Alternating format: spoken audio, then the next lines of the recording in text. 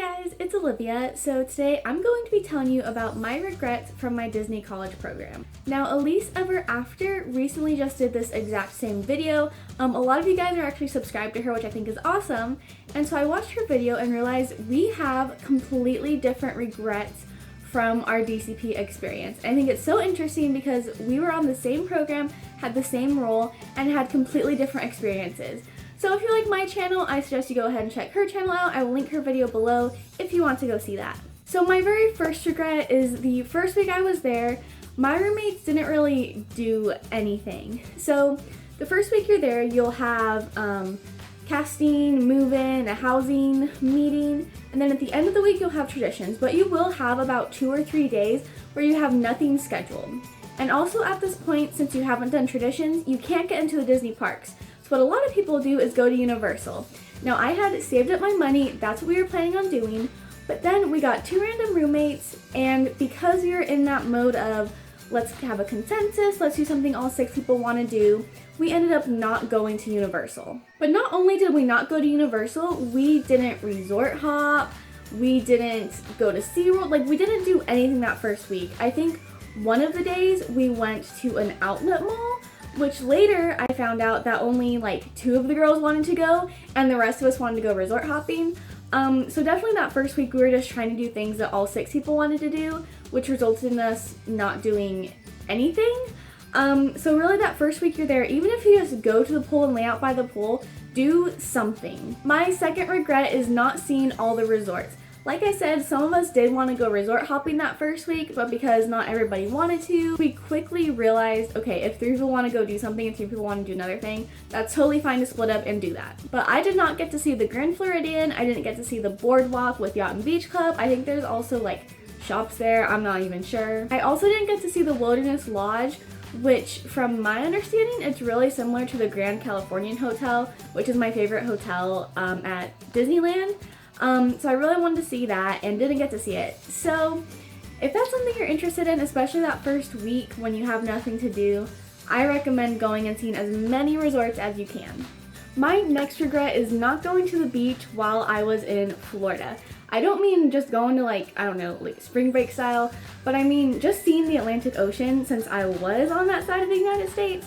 Again, at the beginning we were trying to do things, all 6 of us, and it's incredibly difficult to get 6 people's schedules to align no matter what.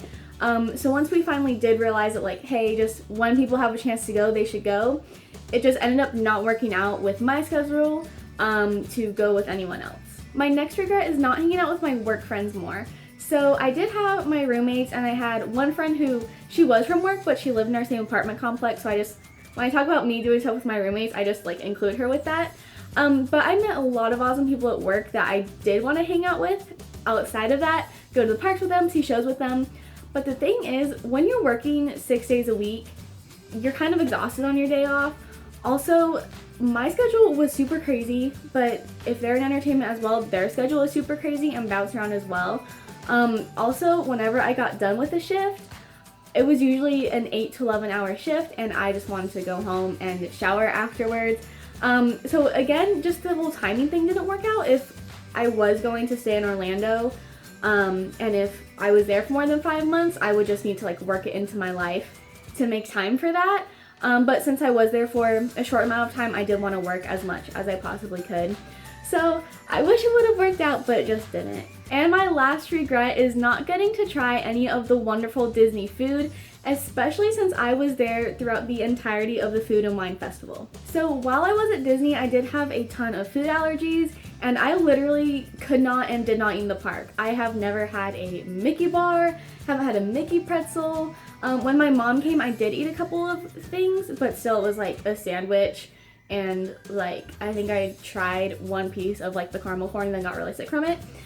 So that's just something that's really disappointing for me. Again, like I couldn't help it, I couldn't do it. But on the bright side, since I didn't spend any money on food in the parks, I ended up saving a ton of money on my program.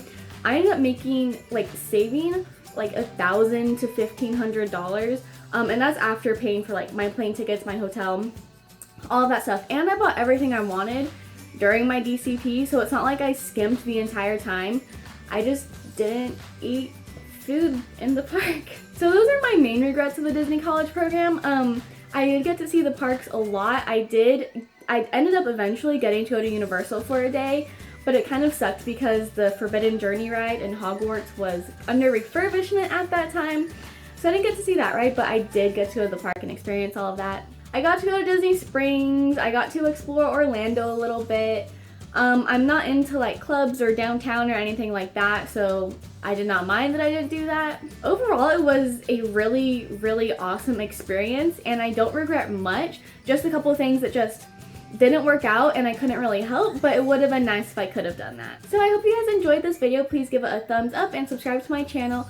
Also, if you're seeing this and I have not reached 5,000 subscribers yet, I'm having a Q&A in honor of getting 5,000 subscribers, so go over to that video and ask me any questions that you have for the Q&A. Do it on that video because then I can like see all the comments from it. Hope you guys have an awesome day. Remember to keep dreaming out loud, and I will see you guys next time. Bye!